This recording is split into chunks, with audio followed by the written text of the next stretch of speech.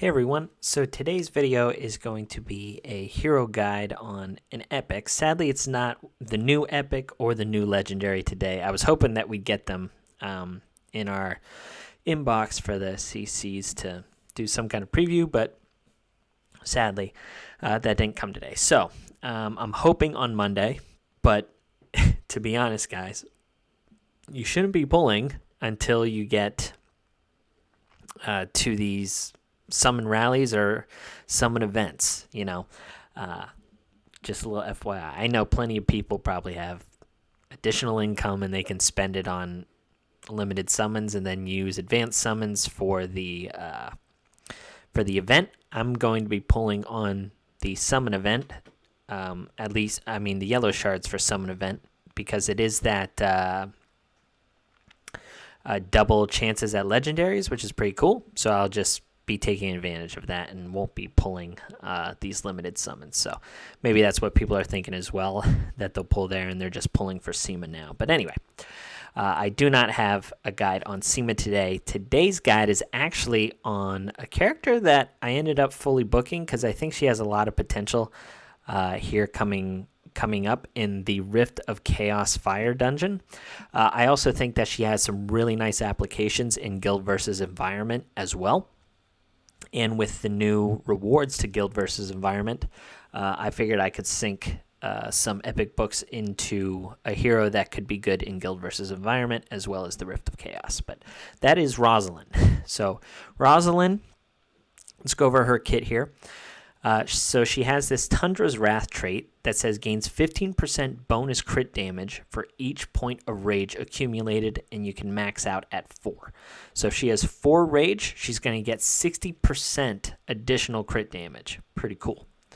And then if she's ascended, which mine is, it says every 4th instance of damage on the same target ignores 60% of that target's defense. So anytime she hits a character 4 times, she'll ignore 60% of that target's defense, which is pretty cool.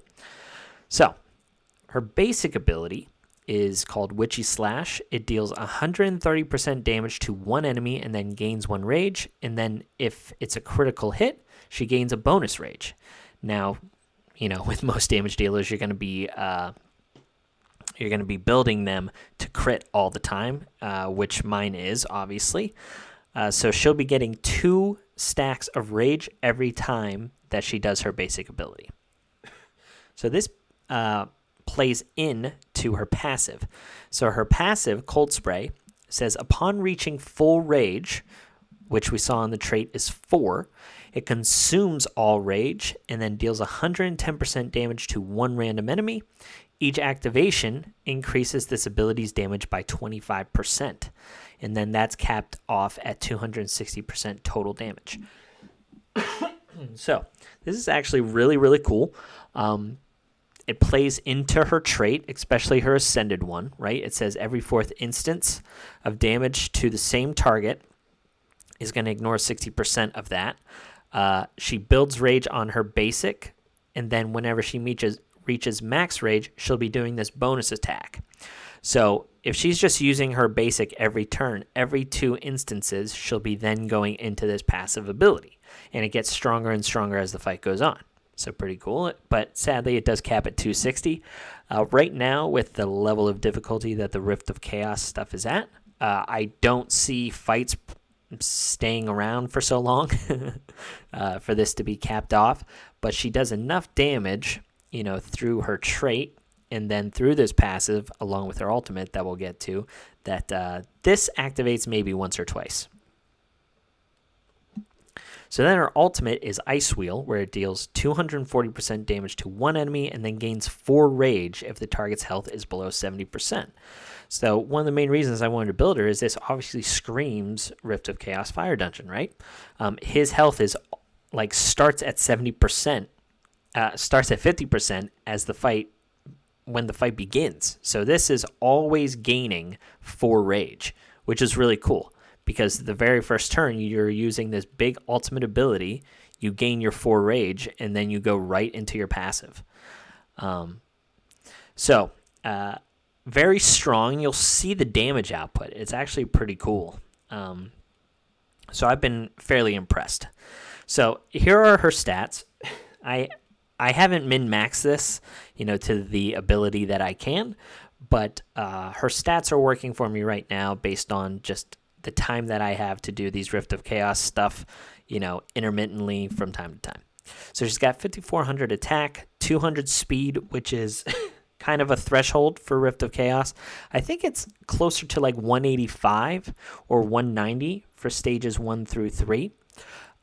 I haven't tried her, or at least this comp that I'm going to show you here in a second on stage 4, but seeing as how it barely beats stage 3, I'm fairly confident it won't beat stage 4. She's got 323% crit damage, and then she's a little over on crit rate. So I definitely need to get this up a little bit.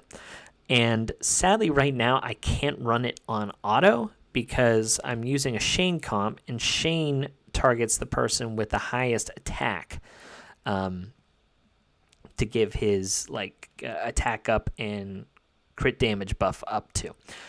Not crit damage, just damage. So I need her attack to be higher for me to be able to run this comp that I'm going to show you on auto. But I have her in Assassin and Speed.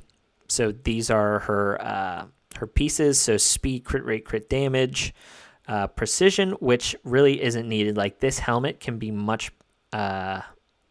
better for sure.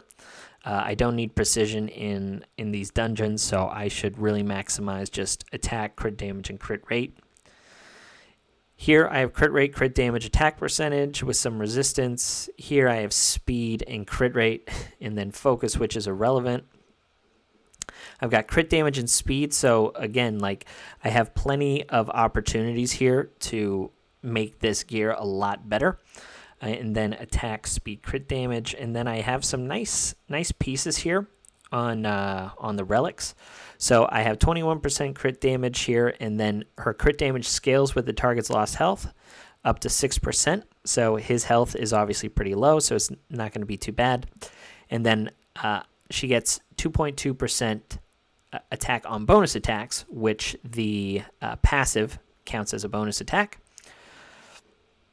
So that's kind of nice. As you see here, I got unlucky with 2 rolls into the substat that I don't want.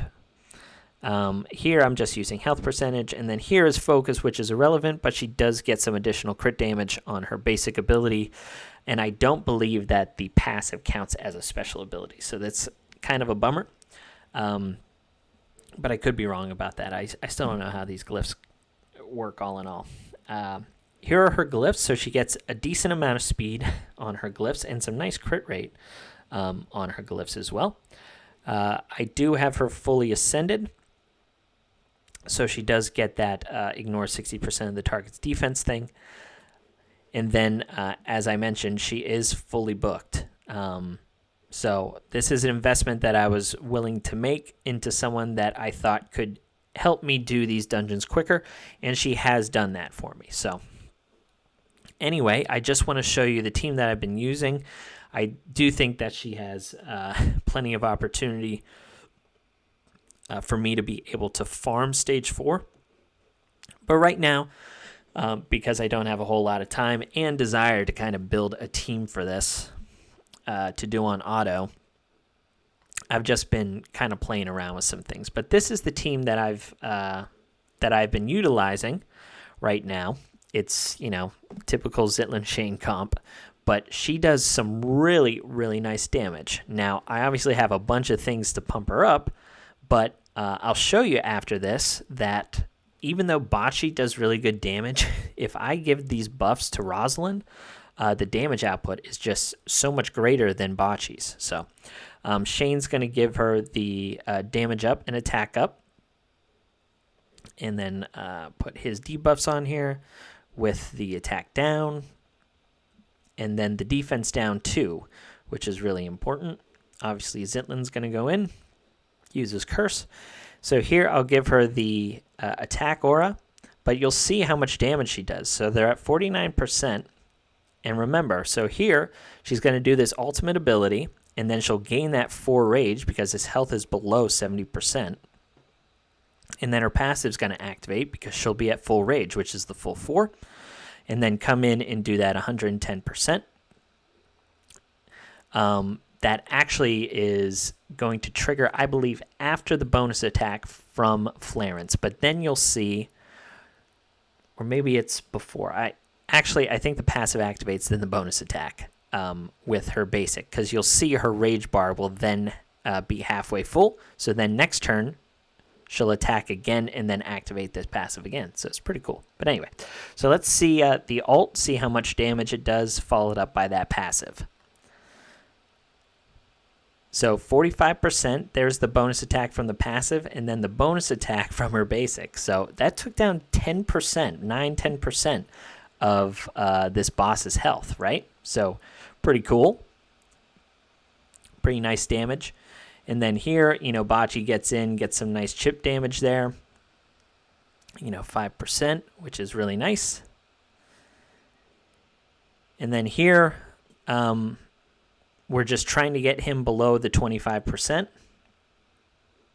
Shane's going to go in, get his damage down again, and then Rozlynn's going to go. And then we'll see here, because she has 2 rage, but she gets 2 rage again from her basic, she's going to go back in with this passive. So she activated this, right? Last turn. So this went up to 135%. And the next time that we use it, it's going to go up to 160% damage. So go in with the basic, do some damage. Also, the basic is going to ignore 60% of the target's defense, because this is now the 4th instance of damage that she's done. So she did the ult, the passive, and then that bonus attack. So this will be the 4th instance. She'll ignore 60% and then follow up with the passive. So 32, 2%, and then another 4%. And then the basic is back up around. So if she were to go again, she'll loop back around to that passive. So really cool. But right here, we're going to be able to get him below that 25%. And then he just dies from Rozlynn. So yeah, pretty cool. Now, as I was mentioning, the issue with this comp right now is she does not have the highest attack. So you'll see Shane, if I do this on auto, he'll give it to Bocce. And even though Bocce does good damage, his damage output is actually less than Rozlynn's. So right now, see, without the buffs from Shane, she did only like 5% instead of 10. So here, we're at 37 instead of 34, where we were last time, right?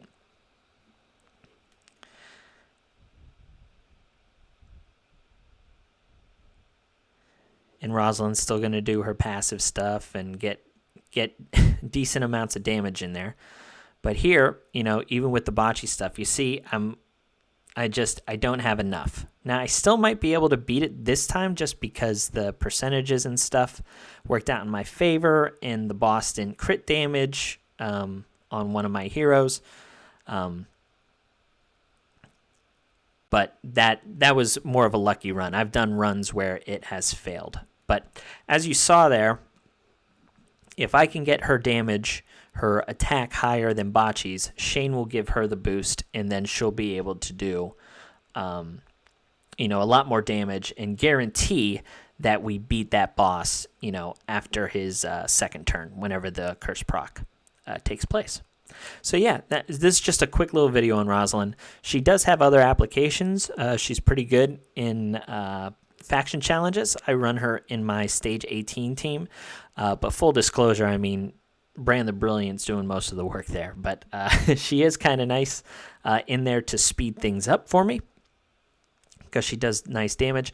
And then obviously whenever the Batwolf element is fire, she is a great unit there.